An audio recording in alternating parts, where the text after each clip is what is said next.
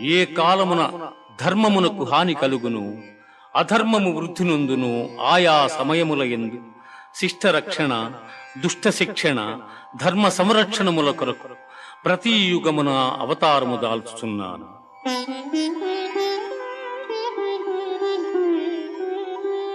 వీతరాగ భయ క్రోధాః మన్మయా మాముపాశ్రితాః బహవో జ్ఞాన తపసా పూతా మద్భావమాగతాః.